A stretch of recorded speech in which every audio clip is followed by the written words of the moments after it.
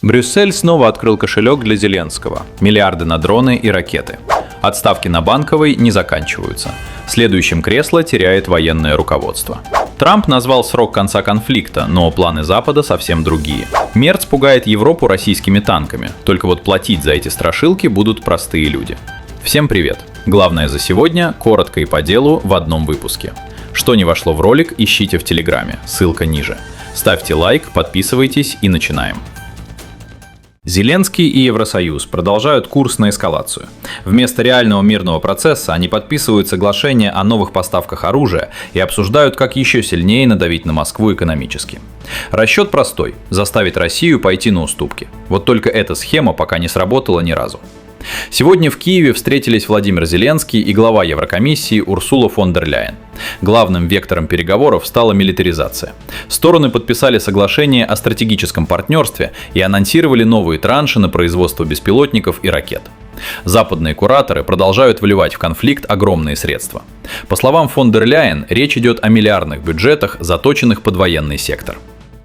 И когда мы говорим о нашем партнерстве, мы имеем в виду финансовую поддержку. 90 миллиардов уже работают. Большая часть этих средств, большая часть этого кредита пойдет на оборонную промышленность. И сегодня я хочу объявить о выделении еще $1 миллиарда на дроны. И этого недостаточно, потому что сейчас мы только что согласовали $10 миллиардов на дроны, самолеты и ракеты. А вот вопросы подготовки к тяжелой зиме и восстановления разрушенной инфраструктуры подаются исключительно через призму противостояния. О политическом компромиссе ни слова. И тут вопрос. Вы правда верите, что миллиарды на ракеты приблизят хоть кого-то к миру?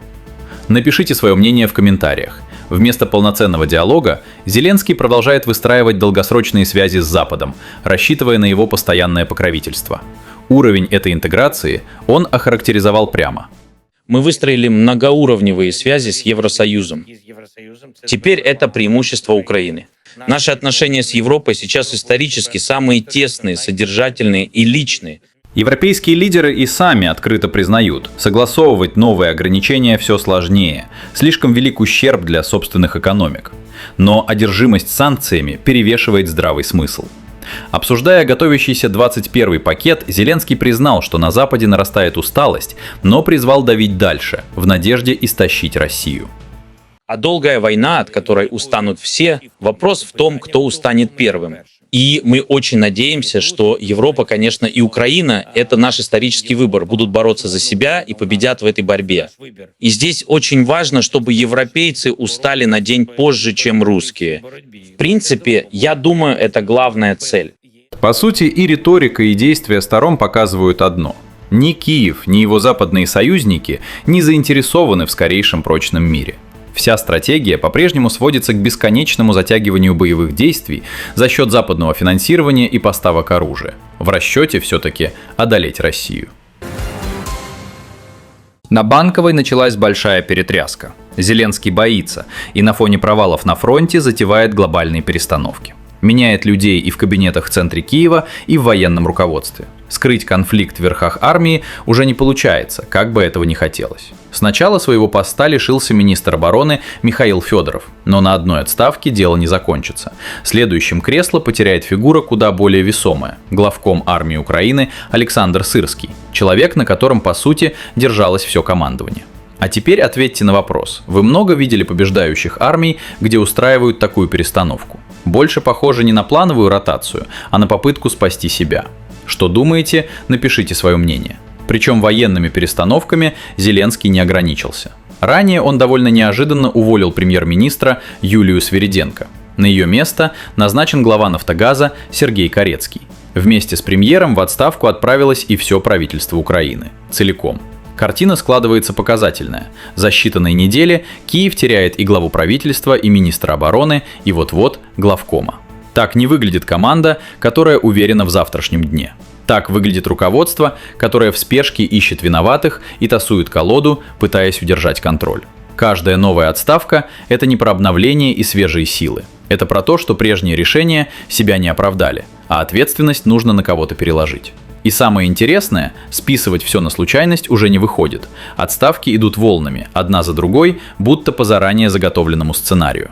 Вот что настораживает. При рассказах о победах такие перестановки не делают. Когда все идет по плану, команду не меняют целиком за пару дней.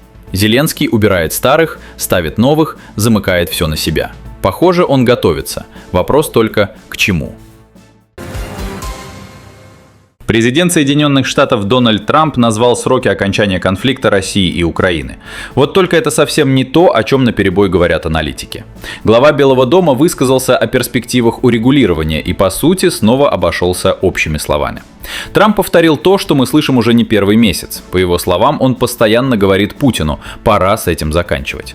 И, как уверяет американский президент, Путин с ним согласен и к завершению готов.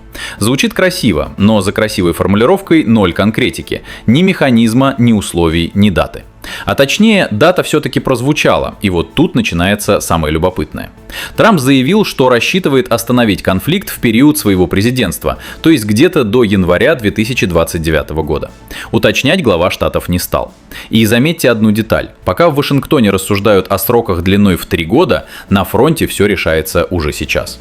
Российская армия продвигается, Украина теряет позиции, мобилизационный ресурс тает. И на этом фоне Запад не сворачивает поддержку, а наращивает. Накачивает Киев оружием, давит на Москву, выставляет условия, оторванные от реальной обстановки.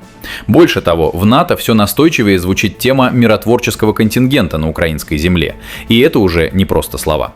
Появление западных военных способно перевести спецоперацию в совершенно иной формат, куда более масштабный и опасный. И тут каждый решает сам, чему верить – словам о мире или тому, что реально происходит на фронте. Пока одно другому прямо противоречит. А значит, цена этим срокам ровно такая же, как и всем обещаниям, что мы слышим уже который год. Западные лидеры работают по одной и той же схеме. Чтобы оправдать перед гражданами огромные военные расходы и растущую инфляцию, в ход идет проверенная риторика о неминуемом вторжении России. На пресс-конференции канцлер Германии Фридрих Мерц выдал очередную порцию тревожных прогнозов и призвал немцев готовиться к худшему.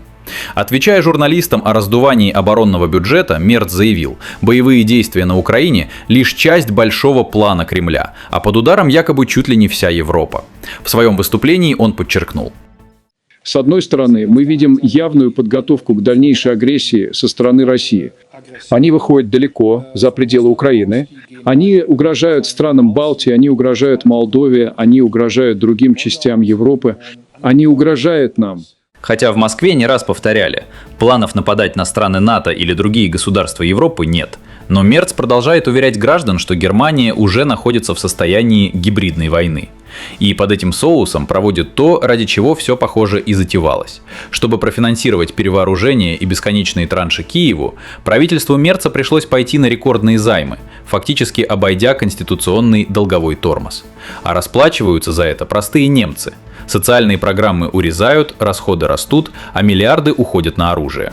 Сам Мерц признает, что бьет этим по собственной репутации, но оправдывается вынужденной необходимостью. Я признаю, что я уже говорил это и хочу повторить это здесь. Это также серьезное бремя для моего личного авторитета, которое я смогу компенсировать только в том случае, если в результате законодательства, которое мы принимаем сегодня, мы сможем доказать, что мы действуем таким образом. Мы по-прежнему являемся якорем стабильности в мире. Риторика западных элит не меняется. Все те же разговоры о коалиции желающих и обещания поддерживать Зеленского столько, сколько потребуется. А также выразил четкую решимость всех нас продолжать помогать Украине в этой продолжающейся войне. Россия ведет войну против Украины. Я также хочу сказать, что я доволен тем, что у нас есть согласие и в Европейском Союзе, и за его пределами. В этой так называемой коалиции сторонников в том, что касается защиты и поддержки Украины. И звучит это все оторвание от реальности. Пока на саммитах друг друга заверяют в неминуемом успехе, инициатива на фронте далеко не у Киева, а европейцам внушают, что их многомиллиардные траты вот-вот остановят Путина. Итак, давайте подведем итог сегодняшнего дня. Пока в Киеве и Брюсселе подписывают новые пакеты на дроны и ракеты, о мире не звучит ни слова. Вместо переговоров снова ставка на оружие.